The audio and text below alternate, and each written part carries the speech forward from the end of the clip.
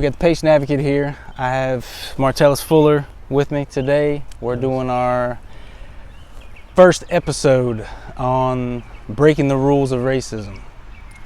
First, starts with the conversation. And that's what we're here to do. Hopefully it'll rock some people's souls and get people thinking. If some people can look at the world differently and think to themselves, and maybe that was the wrong way to do that. Maybe I was really looking at this situation inappropriately or with a racist point of view, even though I didn't think I was being racist. That's the whole goal of this, is just to create awareness and make people think differently. That's it.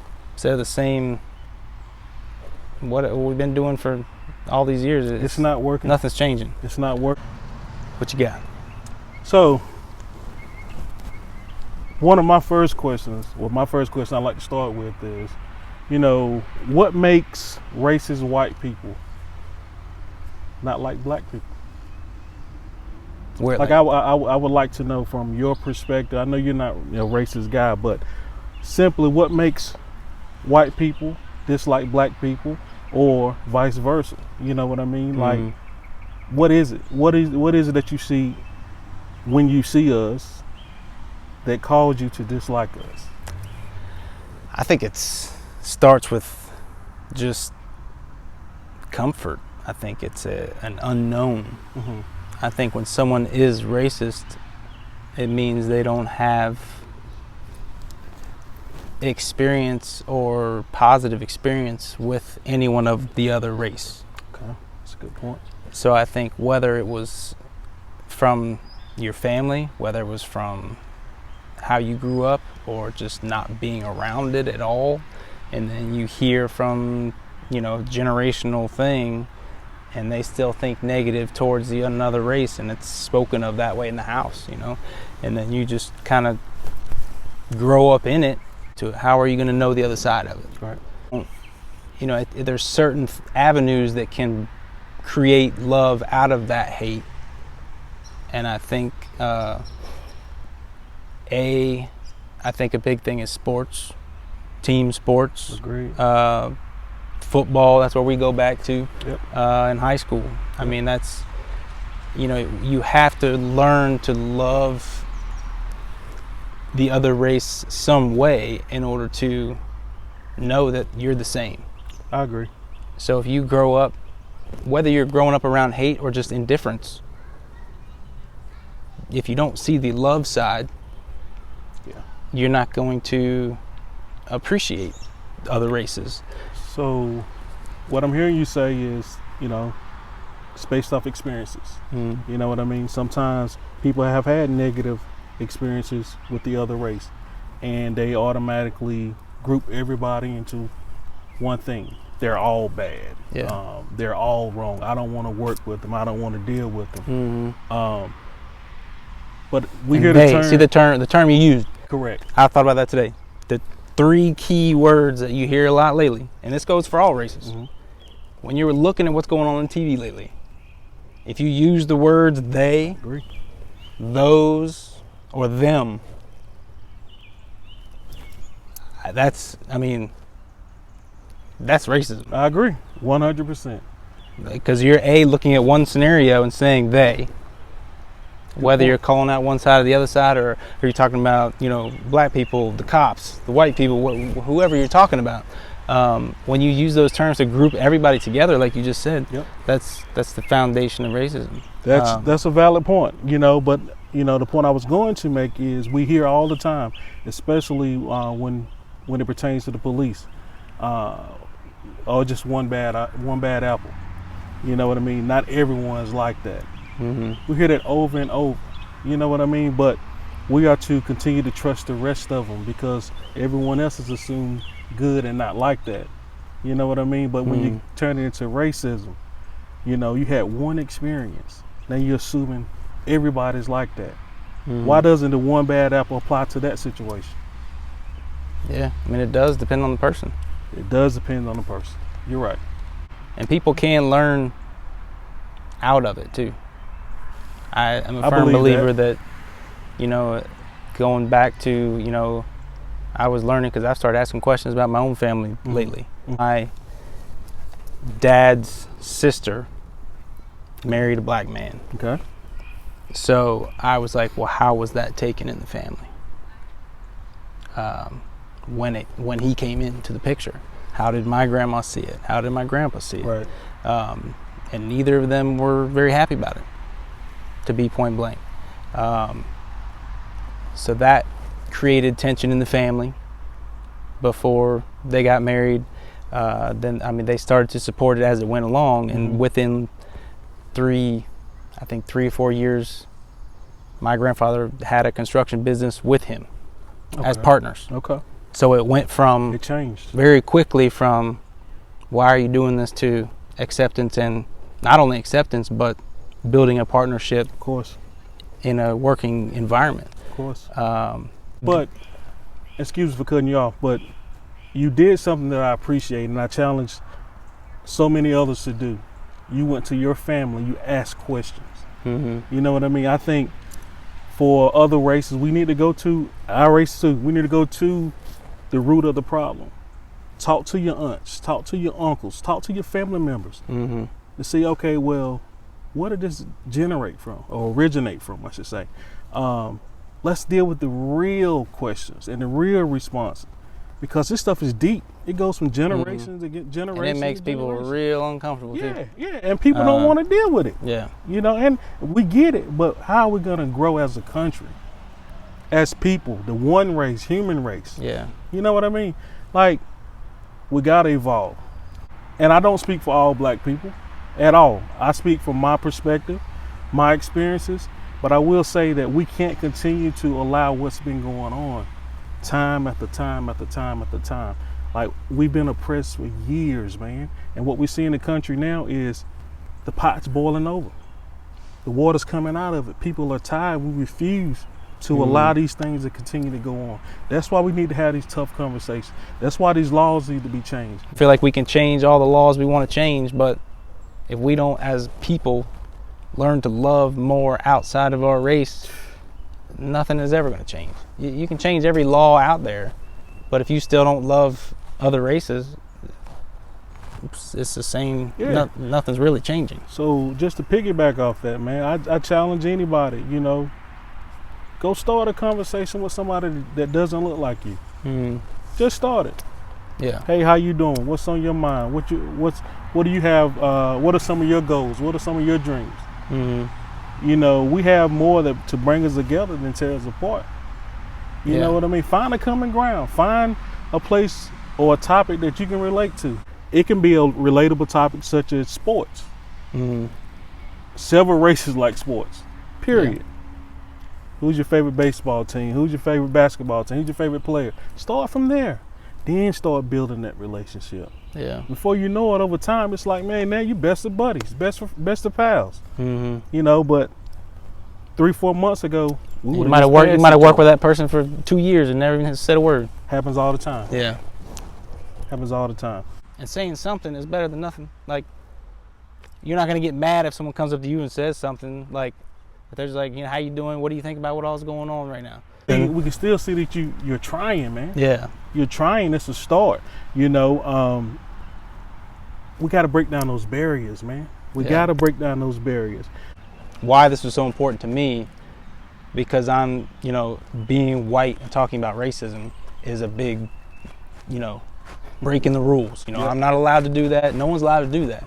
You can text something, you know, because you can go backtrack and, you know, did I say this right? Is it, you know, people are so scared to say anything because they're scared you're going to offend this, you're scared they're going to do that, because they don't even trust themselves in what they're saying because of how they feel. I think that it comes from, if you're so insecure in your own self, what you put out there is you're going to be scared.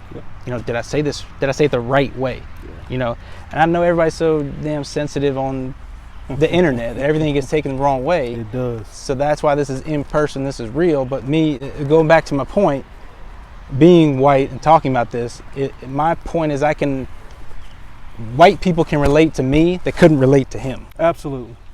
He could talk about this for a year straight, and majority, I don't know majority, but I'd say a lot of white people would look at him as, like you just said, you're complaining. Yep. You know, that doesn't really mess with you. Like Yep. you're, you know, Yep. that's not there. You can do whatever you want. Correct. You know, we had a black president. You know, we have, you know, black people can do whatever they want in society. You know, pull that card out, as opposed to if I say it as the token successful white male who's supposed to be racist, I guess, or is that token racist guy almost, who's being labeled, you know, as that just by how I look, by some. And if I can say things that can make those people open their hearts a little bit, maybe even think about changing, or say, well, maybe that is a shitty way to look at that. Like maybe I am a little subconsciously racist and I didn't even know it. I don't think that by no means are most white people racist, like intentionally. Right. I think that that's a very minute group that is inherently think I don't like black people. I think that's very small. That's a fair statement. But there's a lot of subconscious things that go on that push that out when they don't know it. So Agreed. if I can reach some of those guys, some of those women that are just uncomfortable and think it's not there, and that's why I'm so passionate about it, because I feel like it doesn't exist. There's no white people talking about racism because we're not allowed to, because that's racist. It's just one of those rules that is put in place. It's like unspoken rule. You know, white people can't talk about racism because we don't understand it, and if you talk about it, then you're racist. Well, that's got to change, because whatever that was, it is not working. Agreed. It's bigger than us. We got to start this conversation. We got to deal with the ugly wound. You're a doctor, you know. You keep putting a Band-Aid on the wound but not really addressing the wound. After a while, it becomes septic. We got to deal with it, but nobody wants to address the wound or the elephant in the room. Yeah. But even for us, knowing each other, it's still, it takes courage to be able to do it. 100%. Even not with the camera. 100%. And for people that aren't as comfortable, that want to hide from it, that's the awkwardness. And see, that's the times we're in. Like, Hoop, this is something we would have a conversation about off camera. But is that really going to change? It might change you and I, but let people see it. Yeah. You know what I mean? This is real. This is raw. This is not scripted. This is how I really feel. These are my beliefs. I'm passionate about it. We got to change, man, for the better. Yeah, I agree. Every family has racism in it. Like, there's no family that doesn't, I don't think. I agree with that. You may have to go a little deeper. I agree with that. But if you have a generation or two, you will find it. Like, you can't sit there and say, well, I'm not racist, my family's not. Keep digging and you'll find it. And it can go both ways. It's... You're absolutely right. I agree with you 100%. It's also about being willing to see the things from other people's perspective, whether I agree or not. You know what I mean? So many people, we listen to respond versus listen to understand. So let me hear your point of view. Or just listen, period. There you go. Let me hear your point of view, and let me visualize that for a second. Take a moment to process that. And then vice versa.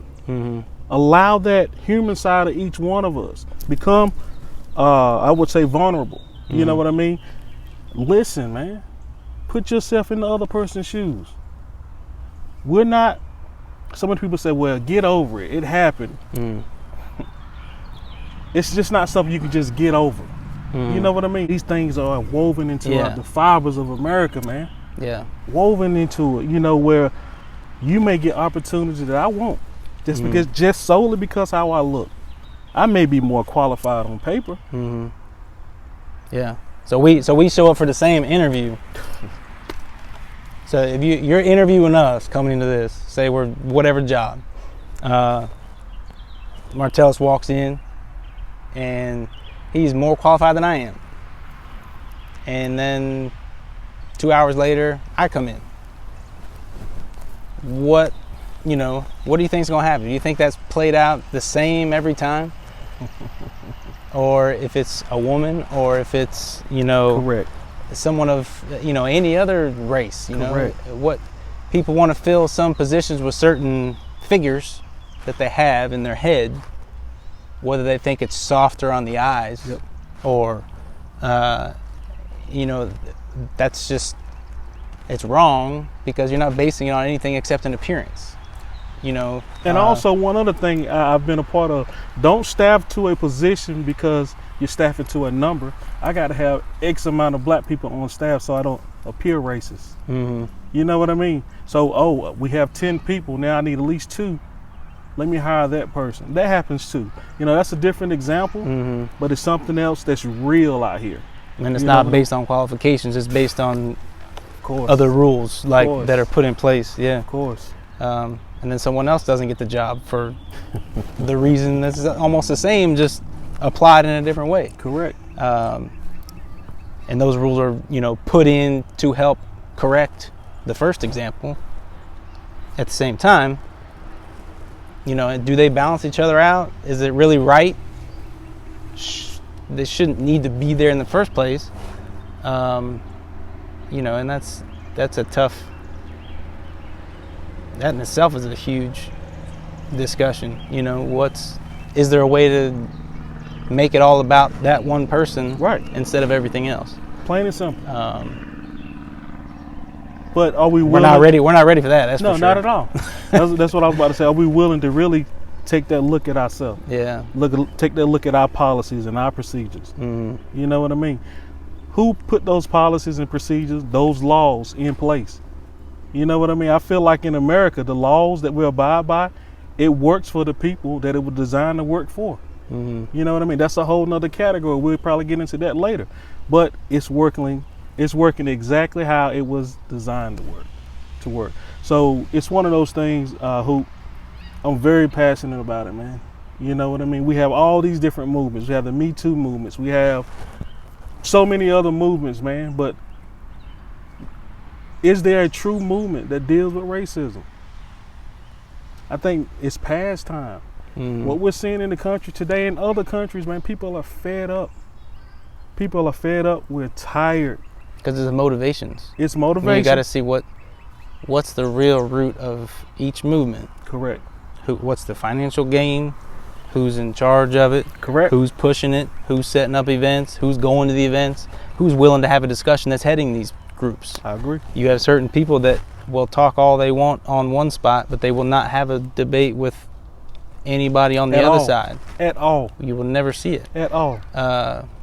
Which is, I mean, that's not creating any togetherness. That's just a one-sided, I'm doing this, you do what you want to do, I'm going to stay in my lane and do this.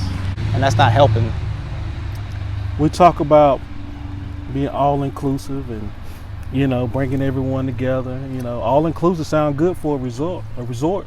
But at the same time, is it true in America? Not at all. Is it true in some of these companies? It sounds good, but not at all. You know what I mean? Inclusive for who? All-inclusive meaning what? What do you mean by that? All-inclusive mean regardless of your background, your color, your religious beliefs, I should say, you're still welcome. You have a seat at my table. You know what I mean?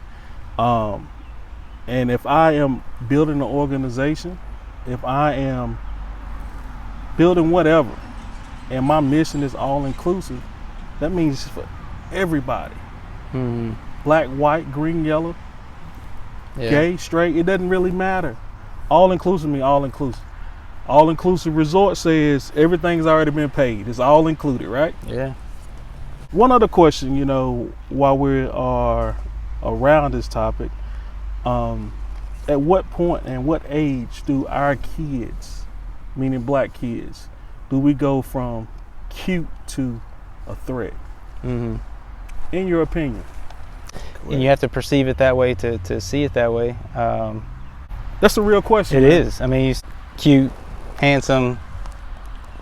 Now what? You know what? You know, and that's example I was telling you about with talking to my neighbor the other day. Yep. or my next door neighbor, he's a black guy, and we're having a talk. It was late. It's probably like 11 o'clock at night. So we're talking in his front yard, and his 2 daughters come out. They're teenagers and had 2 friends over, 2 other girls, and they were like, we want to go for a walk around the neighborhood. Now, needless to say, this is the day after where I live was getting threats of, bringing robberies into the, the white neighborhoods, bring it to the what do you call it, the suburbs, threatening the suburbs in our city. So I'd already had that talk with him the night before. We had like 7 guys together in the neighborhood, and we're like, all right, we're going to protect ours if anything happens. And right. 3 of those guys were black, 4 of us were white, and we all had the same agenda, same, right. Don't come in our neighborhood, whoever you are. You don't belong here, right. There's going to be problems. Unity, and that felt great to feel that in the first place, when all this mess is going on. Absolutely. 7, not random people, but neighbors, getting together with the same cause and just saying, I'm going to watch your back, you watch mine. And if you need anything, I'm here. What if we had that in America? I know you're in the middle of your story, but I just want to interject. What if we had that in America? I just got goosebumps when you said that. It's too dangerous. I think the overall agenda, I think it's too dangerous for us to all be. I agree with that. Unified. It'd be too strong. I agree with that. But you were saying the 4 young ladies? Oh yeah, so they came out, and they were like, we're bored. They've been trapped in the house for 2 weeks, months. So everybody's trapped. So they're like, We're just gonna go walk. He's like, all right, I guess. He's like, go ahead. They start walking down the street. And we started talking again, and then we both kind of looked up and we're like, he's like, you know what? He's like, that's probably a pretty stupid thing to do right now. He's like, he said 4 dark-skinned girls, or dark-skinned people walking down the street right now with all this is going on. He's like, that was dumb. There's no reason for them to go doing that right now. And I'm thinking to myself, if that was 4 white girls, would anybody have thought about it? What if it was 4 black boys? And then everyone in our houses, the neighborhood's probably 40% black, I would say, 30 to 40%. Who's looking out their windows at whoever it is that's walking by and perceiving them as a threat? Yep. Is it just because is it the black girls are going to look because they're not small girls, so are they going to call the cops for them, or are they going to call the cops for the white girls? Are they going to call the cops if they were black boys or white boys? Like who? Everybody's going to perceive that group of 4 people differently. And then what's going to happen when you do call the cops? Correct. When the cops do show up, how are they going to treat this group of 4 individuals based on how they look? Are they going to be nice? Are they going to be aggressive? Are they going to tell them to get their hands up? Are they going to take their word for it that they live there? Do they need to show ID? That's an issue that people don't see. As my neighbor, as a black man worried about his daughters walking through the neighborhood for just that one reason, when white people don't really have to think about that at all. And that's the inherent racism that hides in the corners, and it's obvious to you because you live it, you deal with it, you know it. But to white people, we don't think that really exists. We think it's over exaggerated and it's not really there because you don't see it with your own eyes. You don't feel it. You don't worry about it. If you don't see or feel anything, you tend to think it's not there. Just like the coronavirus. Yep. If you're not directly impacted by it, you think it's all fake and it's no big deal and whatever. Let's just carry on and do what we want. So that's just one example of all the things that come into a perception of people based on their appearance. You look at your front door and you see people walking down your street. What's coming to your mind based on what they look like? What's your reaction? And then the next steps, Hoop, I could almost guarantee if I was visiting you and I decided to go for a walk, pretty much at any time of the day, I'm probably gonna get the police called at some point. May or may not, could be wrong. Police have pulled me in my own driveway. Again, that's a whole nother story. Just me checking my own mail, but I looked like I didn't belong. Yeah. But we have several of those stories. You know what I mean? Mhm. But earlier I said I challenge people to walk in the other person's shoes. Look at it from your perspective. Yeah. You look at it from my perspective. And Yeah. then just think about it. Think that process. Think Mhm. through that process. Then we can begin to change. Mhm. And it's not like it's a regional thing either. No, I mean, not it's at not all. in one state, not another state, in one city. I mean, my cousin, he's mixed. He was mowing his grass, Mm-hmm. and he lives in when he lives in California, I think, mowing his front yard, and some of the neighbors drove by and asked him who he worked for.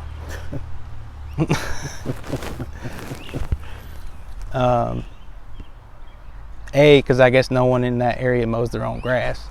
But B, he's mixed, and that's just what they thought. Who do you work for? Will you come do mine? It happens every day, man. Every day.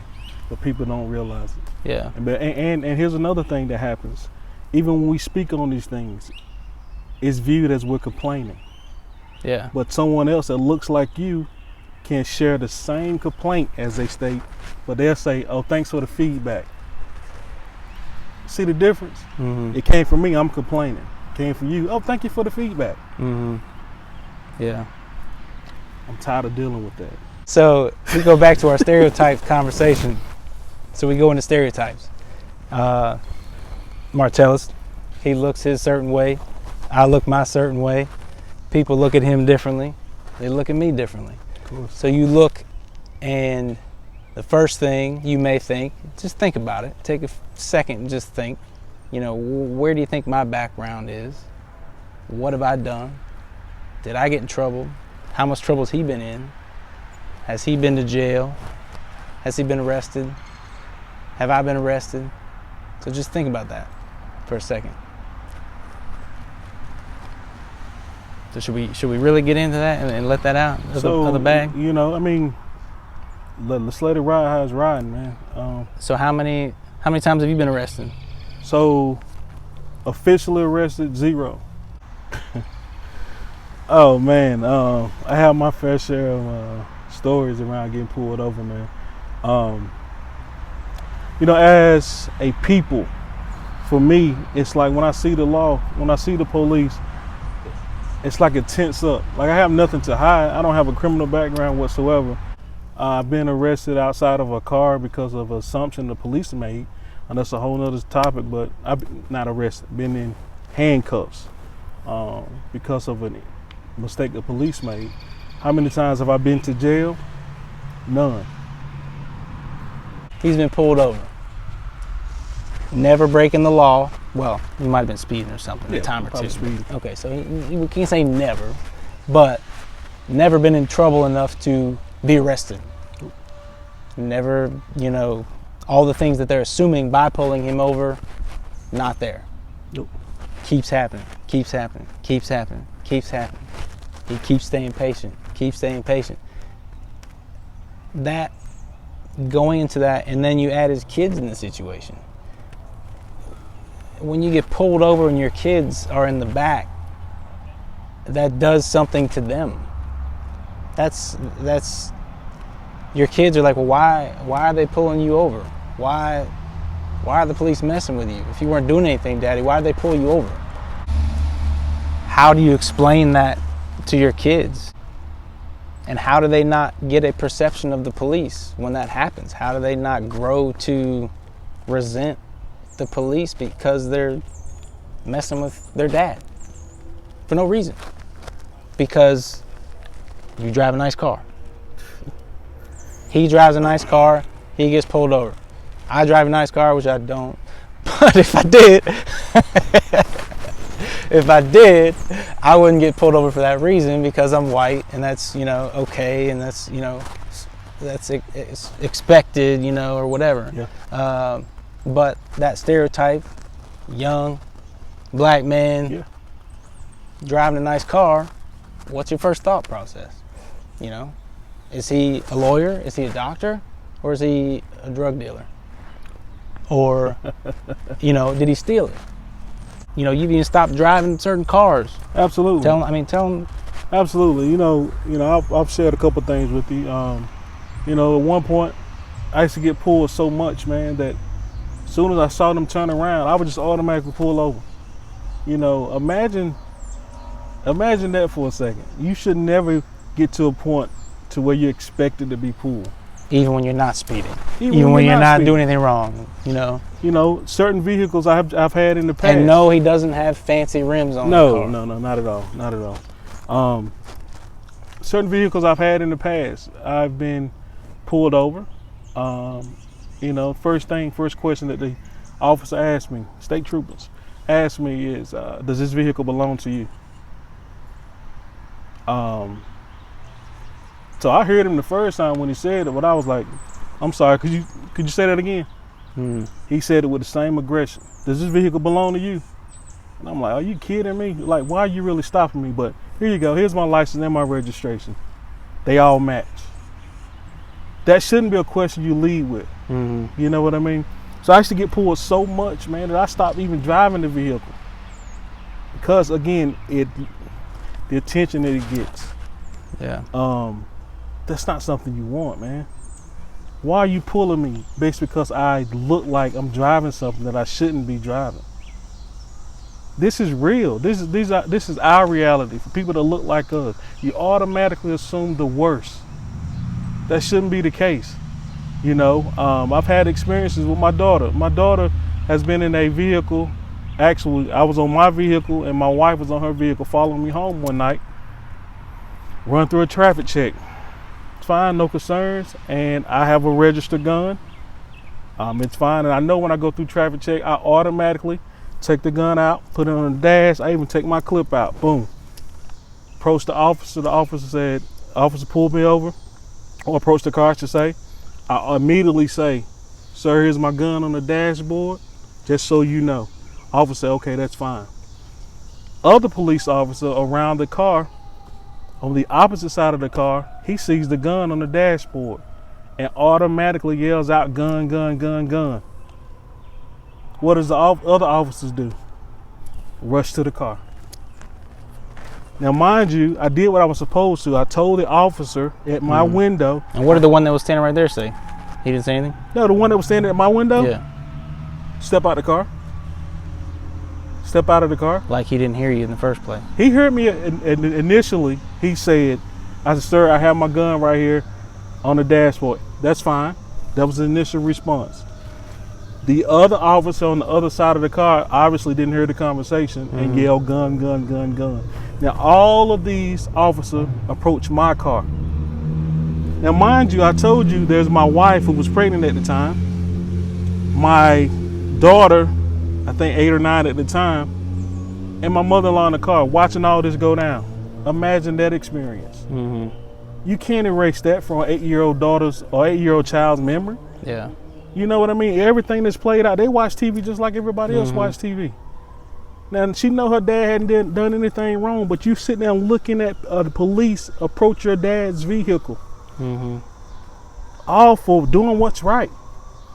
So they asked me to step out of the car so they can run my information, run my gun, run all of this. And that's fine. I have nothing to hide. Go ahead, do what you need to do. But while I'm on the side of the road, on the ground, I asked the officer, another officer beside me, what did I do wrong? He said, Mr. Fuller, I honestly don't know what you did wrong. So 30 to 45 minutes later, my wife, mother-in-law, and my daughter still watching the whole ordeal. Other officer come to me. Now, I wasn't handcuffed in this situation. I was asked to go step to the side and sit down. While they ran my information. Mind you, I had some Zyrtec in the car, so they tested it and make sure it wasn't any drugs, anything illegal. So 30 to 45 minutes, I'm sitting outside on the ground. After they searched the whole car? Yeah, after they searched the whole car. For them to come back and say it. Did they ask you they searched the car? Or they didn't have to? No, they asked. They asked. And I said, yeah, I have no problem with it. That's fine. Because I have nothing to hide. Yeah. I did not have to give them consent. Yeah. But at the same time, I'm thinking, man, I got my family behind me. And I told these officers. Maybe this will speed it up. Yeah. This is my family watching this. What did I do wrong? And so the officer comes back, gives me my driver's license, and said, I'm putting your gun in the trunk. That's fine. No problem. What did I do wrong? Sir, you didn't do anything wrong. We just had to be sure Be sure of what? Mm-hmm. My gun came back registered to me. I wasn't drinking and driving. Mm-hmm. My cars were legit. My wife's car, my car was legit. I leave that place, my wife continues to follow me, and my daughter cries all the way home. My wife cries all the way home. As soon as I get to my house, park the car, my daughter leaves my wife's car, run over to my car, hugs me in tears. She's traumatized, man. Traumatized. Now, whenever I kiss my daughter every morning to go to school and I go to work, I say, have a good day at school. She say, Daddy, have a good day at work. Her next phrase is, Daddy, watch out for the police. That should never happen. Never happen. Mm-hmm. That's the one experience, man. I have so many other experiences. We as a people have millions of experiences like that. Stop assuming the worst. Yeah. Treat me the same way you would treat Hoop. That's all we ask for, equality. That's it. Yeah. Is that too much to ask? I mean, a friend of mine tells me these same stories that he carries in his car. He's been harassed so much that every time he gets pulled over, before the cop even gets there, he's got his gun up and he has his hands outside the vehicle. Window down, hands outside the vehicle, because he knows what might happen. Yep. And as soon as he puts his hands out, like, you're damned if you do, you're damned if you don't. He puts his hands out, like, well, why are you putting your hands out? Yep. You know? Yep. He's like, because this has happened X amount of times, and I'm just go ahead and do what you're going to ask me to do anyway. Yep. Not doing anything wrong. Doing the same thing. But if I had a gun, if I put it up on the dash side, so I got a gun right there, are they going to come yelling if that's me? It hasn't happened to me. Are they alert? Of course they're alert, but that's a big difference in the reaction there. Of course. You know, and that's obviously part of the problem. I mean, I have a right to legally have a gun just like you do, right? Yeah. There's no difference. Mm-hmm. If he would have talked to his other officer, he would have known this officer is aware. Mm-hmm. Why are you jumping to conclusion? Yeah. You're yelling gun, Fill in gun. that missing information. Yeah. He just told me about that. Don't worry about it. You know, stand down. You know, whatever they might say. You know, kill it in the moment. As that officer who just heard you say that. You know, did you see another gun? No, I just see that one right there. All right, he already told me about that one. Okay, it's done. Simple. But my daughter can still tell you play by play. Mm-hmm. Daddy, watch out for the police. Yeah. No child should ever say that about the police. Yeah. Or you don't drive a certain car just so your daughter doesn't get pulled over with you. Man, this is my reality. Yeah. This is so many other people's reality. Mm-hmm. Why? Yeah. Growing up black in America, man. The stereotypes are real. I mean, it's you know, like you say, if you're in your front yard, told me that story. Do you live here? You know? Checking the mail, why black? That's the way I put it. You know, I pull in. Checking them out. Yeah. Yeah, it's legit. I pull into my driveway and I see, and then this is around the time I lost my aunt, man. So it was a tough time for me already. I pull into my driveway, it's dark, or about 9:30, 10 o'clock, I'm not sure. Pull into my driveway. I see a car coming, so I wait for the car to go by. Then I proceed across the road, check my mail to come back by. Notice the car looped around, threw the lights on me in my driveway. He gets out the car. Sir, can I help you? Can you help me? Sir, can I help you? Like, I'm at home. I'm checking my mail. Oh, well, I said, no, you can't. I'm just going home. Oh, you don't live here? I mean, he said, you don't live here because I know the person lives here.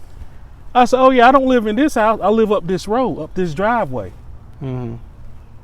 To you stopped me because you thought I was approaching your buddies, or I didn't look like I belong in this neighborhood. There's no way this man is supposed to be in this driveway this time of night. What's really going on? I look suspicious. I didn't fit the description because there was no call made. Yeah. I'm at home. Why are you approaching me? You know, so when we make these complaints to the officer or to the station, a lot of times there's no follow-up. So why is that an issue? Why do we automatically look guilty? Why do we look out of place? I still see this same officer periodically. I always think about it. I never deal with him. I don't address him. Because of my experiences with the police, again, I don't have a criminal record. But I just don't deal with them, man. Because of my experiences have been negative. So if I see them, that's fine. I keep moving. Yeah. I don't bother them. Don't bother me, I'm not bothering you. Because every time we interact, it ends up in a terrible situation for me. Or getting overlooked, at work. That you're not the manager, you're not who you are. Man. It happens. That's real. Yeah. That's real. Hey, could you go get your manager? I am the manager. Well, get me somebody that's higher than you. Or we can't hold those same positions. Or can you go clean that up? Do you mind? I made a mess of it. Can you go clean it up? What do you mean? That's not my job. But you assume that's my role. That's my responsibility. Why is that? Could you first ask, hey, who are you? And or hey, is the manager available? Or are you the manager? Or just little things. Yeah. Don't automatically jump to conclusions. Don't automatically assume that we have the lowest position in the company. There are companies out there trying to do right. Yeah. There's a lot of companies trying to do right. We just got to break that stereotype. We got to break the stereotype. That's a tough one. That's a deep one. His demeanor and his stereotypical behavior created a problem, but yet then he puts it back on you. You're right. It happens all the time, but I'm a firm believer that it starts with the approach. Yeah. Period. If your approach is right with me, I do anything I can for you. For example, if you come to me and ask me to do something, I'm gonna try my best to do that for you. But what is your approach if I say, can you clean that up? Like, to that person. So it depends on the situation. I may be the manager at that job. If that's not my job, maybe that's still going to be a responsibility because the store is my responsibility. Maybe I'll do that. Okay? And that's fine. That's not beneath me. But at the same time, don't automatically assume that's what I'm supposed to do. But what do you say to that? Like, what's a good way to approach that with that person who makes that assumption is my point. So I would actually, that's a good way to approach that is, you know what, I'm actually the manager, I'm actually the supervisor, I'm actually whatever. I will get someone to clean that up. But if I get a chance, I clean it up myself, because I think you have to lead by example in any role. I'm not above cleaning up whatever. If I expect one of my employees to do it, I should be able to do it too. I lead from that. That's how you gain people respect. Then you get the deer in headlights look. All the time. Like, oh man, I can do it. That's not your job. You're not supposed to be doing it. Why not? It's my company. This is the example I want to set. I'm not above doing it. Yeah. Man, it's a different perspective when you start from the bottom and come up versus hired in at the top. Yeah. You learn to appreciate the other roles, man, and you're not above doing it. Yeah. You know, any management position I've had, I've always wanted to understand what exactly my people do, that's a whole different perspective that is very important to people that understand and don't label status. Yep. You know, when you've been and you've done this, and now you're here, you appreciate this. Yep. When you just kind of get through, do your schooling, or you do this, and you get into the company some other way, and now you're up here. You're just directing and you don't really understand, you don't appreciate, that's a status thing. And it's not that status is the bad part, but being able to appreciate what goes into what's at the ground level. And those employees where they have a leader that does appreciate that, the employees can feel that. And they can sense that, and they want to do better, as opposed to being, do this, do that, like as a pusher of tasks instead of a leader. You're a dictator at that point. Yeah, and that's a huge problem with taskmaster. Yeah, I mean, and that's just, that fuels good companies. It makes people want to work harder. It makes people want to do more. Makes people want to be more. You feel appreciated. you feel valued in the company. And listen, I'm talking about that particular example. That's something I've lived. That's not something I've heard. You know what I mean? It's a different when you hear about it, but when you live it and you apply it to your everyday life, man, people respect you so much more, man, and they're willing to work for you because they know that you're willing to do whatever it takes to get the job done. And you've done it plenty of times, or you've been there, not above it. Yeah. That's all character building. That's 100%.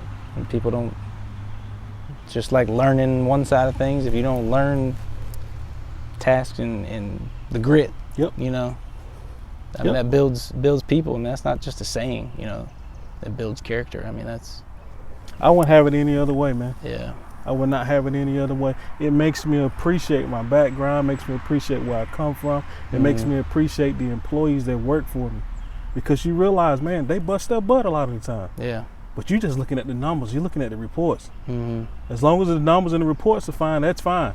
Yeah. But when the reports are off, are you willing to really physically fix the issue? Yeah. That's a serious question. So many people are like, nah, I'm not getting my hands dirty. Why not? You see something on the ground, you gonna pick it up or not? Come on, man. Yeah.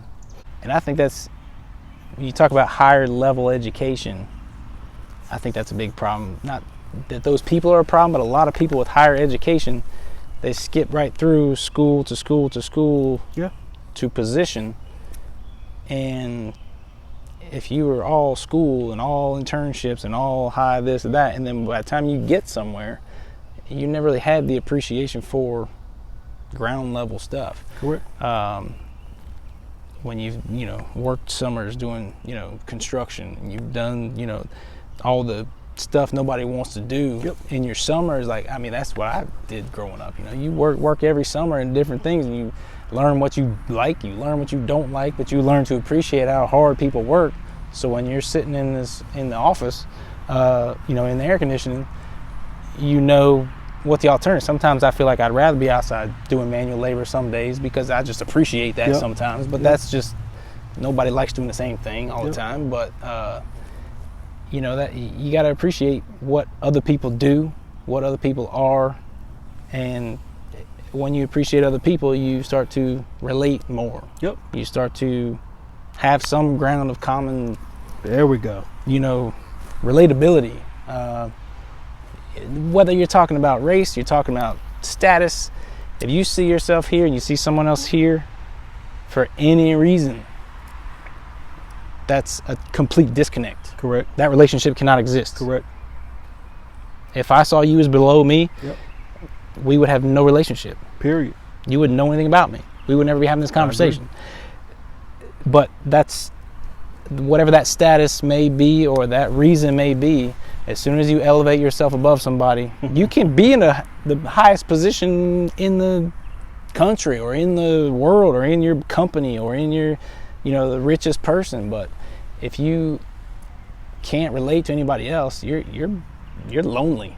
You're it's lonely at the top. You're just kind of there. You know, you can be the most successful person, but if you don't have those relationships and you can't connect with people, that's a tough, I'd say it's a tough spot, but that's just I think that'd be a miserable place to be. Just because you got all this money. That's why people, even with millions and millions of dollars, are still very depressed. Still a lot of mental health issues and suicides with people that have millions of dollars. I agree. You know, one thing I was going to add, you know, about, you know, if you're here and somebody else is there and there's a disconnect, you know, I think the only reason you should look down at anybody if you're helping to pick them up, man.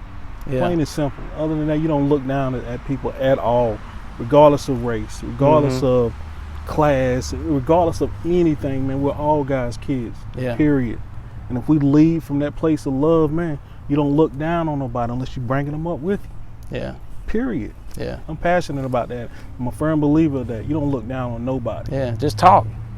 I say, I leave work, I work, you know, in medicine, and if I see a janitorial person, I say something to them. Absolutely. But they look at me like, why is he talking to me? Because we're not accustomed to that. Whether they're, you know, Mexican, one lady's Korean, you know, black, whatever they may be, when I speak to them, I can see it in their face that they're just like so surprised. Yep. You know, why is he why is he talking to me? Nobody else talks to me. Yep. It's just terrible. It's reality, man. Yeah, you see the emptiness in people that just, they don't expect anybody to talk to them. People just want to be loved and seen, man. Yeah. Period. You acknowledge them. And now it's like, oh, man, that doctor acknowledged me. You might have just made their day just by speaking. Mm-hmm. You never know what they're going through. Some people in society, man, are ticking time bombs. Yeah. Oh, One more thing happened, they can just set them off like that, man. Mm-hmm. Why not say, hey, how you doing? Hey, hello, what's going on? Or just simple, put a smile on your face. Yeah. So many people tell me all the time, man, I just like seeing your smile. And some days I don't feel like smiling. I smile anyway. Yeah. Because people have told me, man, just seeing your smile helps me. I think we're both in the same picture. We're both very straight. You know, we do smile a lot, you know, at a lot of things, but, you know, people say, well, you might look, you know, might look angry. Why are you so angry all the time? You know, like, I'm not angry. I'm just how I look. Yep. But I think we both walk around the same look, but him looking that way is different than me looking that way.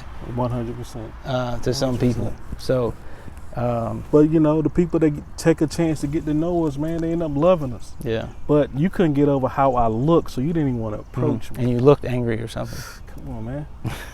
It happens. Like, nobody walks around with a smile. If anybody's walking around smiling too much, I'm like, there's something wrong with that guy. Yeah, something fake about that. as I've always said that to my wife. I'm like, any man that is overly happy, I'm like, something ain't right. And we could be wrong. Maybe, we could be wrong. wrong. I mean, that's a judgment. That's you a know? judgment I make. You know, I might be wrong for that one, but when I get that vibe, like someone's just like overly joyous and just, it's something behind like, nobody's that happy. Yeah, it's something behind nobody's all the time bubbling off the wall. But man, listen, we can just lead from a place of love versus hate, man. Just lead from a place of, look, let me just see if I can get to know you. Yeah. One person. Mm-hmm. One person a week, one person a month, one person a year. Yeah. That's better than what it was. I challenge anybody, man, just start a conversation with somebody that does not look like you. Yeah. You'll be surprised at the outcome. The person you work with that you haven't talked to in 2 years, you know, you walk by each other, you know, well, that's it, you know, say something, bring something up. Yep. Doesn't matter what it is, just talk. Doesn't have to be about racism, but you talk about anything. There's common grounds with everybody. We're all the same. We all have the same goals. We all want to be happy. We all want to be loved. We all want relationships. We want friendships. We want, like, just to surround ourselves with good people. Well, good people do, I feel like. You want someone that's going to have your back, and you just want people that bring anything to the table. It doesn't matter. I hate when people say that they don't have anything in common with this person, so it's hard to relate to them. And I don't think that's like, I don't know if that's a racist or if that's a class thing, or you identifying with one way or That's another. an excuse. That's an excuse. Yeah. Plain and simple. Even man. if it's not a race at all. Yeah. It might just be a white person to another white person. Yep. But they're a doctor and you're you're a mechanic, you know, so you already think because they're a doctor, y'all got nothing in common. I can't relate to this guy. He's smarter than I am. You know, that doctor may have headaches too. Yeah. You probably had a headache. That's, you know, you're not gonna 9 out of 10, you're not gonna leave with that conversation, but it's something in common. Yeah. You know what I mean? Or anything. That's what I'm saying. Everybody has something in common. Period. You just gotta. It's not hard to find. If I was to cut myself right now, I bleed red. Mm. If I were to cut you, I think you bleed the same color, man. True. What's the difference? What's Now the they say difference? melanin. Yeah, that's it. But that's something people use to divide, man. Yeah. We can't continue to be the divided states of America. We cannot. I mean, we have so much we can get into, man. And we're gonna get into. Again, like I said, you know, it's the starting the conversation piece. Mm-hmm. You know what I mean? Start to get out of your comfort zone. Start, you know, just to see things from a different lens. Mm-hmm. Yeah. You know, my wife, she's helped me out a lot, because sometimes we would get in disagreements, and because I'm just looking at things my way, I wasn't looking at her from her perspective. The one day she came to me, she was like, well, can you just at least listen to what I'm saying and think about it from where I'm coming from? So when I gave myself some time to really think about it, I'm like, man, I probably could do better with that situation. Mm-hmm. So I'm probably wrong. I probably handled that the wrong way. I probably shouldn't have flew off the handle. Mm-hmm. You know what I mean? But it's like, wow. But it took me to open up and say, I got to look at me. It starts with me. Yeah, everything does. And that helps me, man. And it's helped me throughout the years. It's so easy to blame somebody else. Easy. And if you, in that moment, before you came to that conclusion, Yep. it was all her fault. 100%. Whatever, even if she didn't do anything. 100%. Just because there was an issue and y'all didn't agree, you know, we're all human. We all get in that zone, and we're hard-headed, and you're like, well, this is how I saw it. This was my perspective, Yep. and there's no other way. But when you can, and it's tough. I mean, that's a tough thing. It's tough. It's tough to step outside of your ego, step outside of your head, and say, okay, let me just, like you said, listen. Yep. Nobody wants to listen. You don't want to listen when you're being challenged. You know, as soon as someone says, well, you did this, no the hell I didn't. Yep. Like, this is what really, Yep. and then Yep. boom, that's the ego. Yep. And as soon as that ego gets set off, I don't care who you are, you're not listening anymore. That's it. And I have to, one thing I came up with recently, if you're not taking in information in a state of neutrality, it can't affect your decision making. So like that. if you're already made up, whether it's your ego or whether it's your facts that you've chosen to believe off of some circumstance, Nothing I can do or say. you're biased over here. Neutrality is over here. Someone else's point of view is over here. Yep. If you can't even get to neutrality, there's no way you're going to see this. Agreed. Whether it's your wife you're talking to, or your best friend, or it's an argument you're having on Facebook. So everybody's going to argue on Facebook, which is, Of course. you know, so, and no one wants to be in that neutral zone because it's no fun. And you have to let your ego go. Of course. Because you, in that zone, you have to be able to say, okay, I may be wrong. Let me reassess how I'm approaching this. Let me think about my side. Let me listen. Be the last one to speak instead of the first one to speak. And think, you may still have this opinion when it's over. That's fine. They may still have this opinion when it's over. That shouldn't divide you, first of all. Agree to disagree. Correct. That's communication 101. It's hard to do that with your wife because you got to live with them. Of course. You know, that makes it even more challenging because you can't get away from that. But it's at some point, you know, you have to step back, and I am terrible at that in that moment too. Until I realized, like you did, you know, you have that moment. You're like, maybe, yeah, hold on. Yep. Let me backtrack. Yep. Okay, what did you say again? That's real, man. And that's emotional because it's your wife, your husband, whatever it may be. So it's that when you add emotion into it, it gets even more complicated. But still, you got to be, if you want to have an actual talk about something, you got to be in the middle.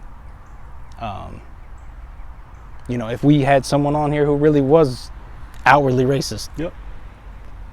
you know, if we had that person, we would have to have that conversation with them. We would have to skew over to the middle. Absolutely. Just to try and have a conversation. Obviously, we're not going to agree with it. Yep. But Still. let's have a talk. We're not going to fly off the heater and get mad. Not at all. So to get into the middle, like that's the hardest part in communication, is staying neutral. I agree. Because we all got egos. Yes, we do. Yes, we do. At times it can be, you know, it can be big as anyone. Yeah. You know what I mean? Just being honest, man. Hey, It's all about being honest, being real with yourself first. Fix you before you fix somebody else. You know, they say sweep around your own front door before you try to sweep around mine. I'm not perfect. Yeah. Neither one of us is perfect, man. Yeah. You show me a perfect person, I'll show you a perfect liar. Plain and simple. Plain and simple. There's no perfect person walking the earth. Yeah. My opinion, but find a perfect person. So, all these questions we have for each other, if you guys have questions, comments, put them on there. We're open. we'll bring them up. We'll talk about what we get to, what we can. You know where to find me if you're on here. Martellus is going to have an account too. His will be linked in the bottom. Yep. So you can reach out to him. You can reach out to me. And we're here. We're going to keep doing this. I think it's beneficial. I think it can help people. And that's all it's about. I mean, it's going to be a long road to getting things to change. I mean, obviously, we didn't get here overnight. No. These same exact conversations, you look back to Martin Luther King, you look back to Nelson Mandela, that was, what, 60, how many years, 50, Yeah. however many years ago? Yep. Similar, if not the same, problems. Might not be the exact same picture in the streets, but then again, is it really that different? It's more of the same. Yeah, man. it's hidden better, I think. Laws have changed, but things are still there. They're Absolutely. just hidden. You know, I commend you for even want to step out. There's so many people that will not do this. I commend you for just making yourself open to it. We as the black community, man, we need more people in the white community to just be willing to have these conversations, willing to partner with us, willing to just look at things from a different lens, man. I can't thank you enough. Anybody else that want to, take the same approach, just have the difficult conversations. We can't thank you enough. Stop being scared. Yeah, stop being scared, man. I'm scared to be out here. I'm not scared, but I was nervous to do it, but I know I was going to do it on my own. And going off of what he said, I talked with his idea about several of my friends, family, and definitely much more highly accepted by my black friends and family than white. Not that the white people I know, friends were like, I know they weren't like, don't do it, but they're like, are you sure you want to do that? Yeah. Like, you might get this and that, like that might happen. You're gonna get a lot of hate. You might, but I'm like, I'm okay with that. Yeah. I know hate's gonna come in because we're breaking the rules. That's what we're here to do. But I have that much love and have always grown up with love for everybody, and that's what we need more of. And if I can help spread that by any means necessary, I'll put myself into that mix and be that guy that takes the brunt of it, But at the end of the day, if you're doing it for the right reason, if someone wants to judge that, right, so be it. That's right. Man, I appreciate it, man. And we talked about being afraid, and we got to step outside of fear, man. We got to step outside of fear, because fear keeps you right in place. Fear keeps you right there because it won't allow you to try new things. Man, I'm done. Like, I'm not afraid. I'm not afraid of this. I'm not afraid of anyone walking. I'm not afraid of none of that, man, because the bigger picture, like I said, is bigger than me. The bigger picture is what's changing for my kids, my kids' kids, and generations to come. So again, if this helps somebody, so be it. It was worth it. Yeah. So let us know if you like it, what you think. Did like it, don't like it, we're open. We're not gonna change it, even if you don't like it, but. Keep in mind, guys, this is real. Like, these are real emotion. This is real passion. Like, this is not rehearsed. This is not what we do. Yeah. So if, you see things, you hear me say things, it's all from a passionate place, man. So I'm real about it. The biggest factor for us is there's no other gains out of this. No, not at all. There's no pull in one direction, there's no sides, there's no financial this, or we're backed by that, or we should do this for this group or that group. Like, this is just us coming together, talking real talk. Period. And that's it. I appreciate you coming out here with me. Man, thank you, man. Always a pleasure, my brother. Yeah. Always.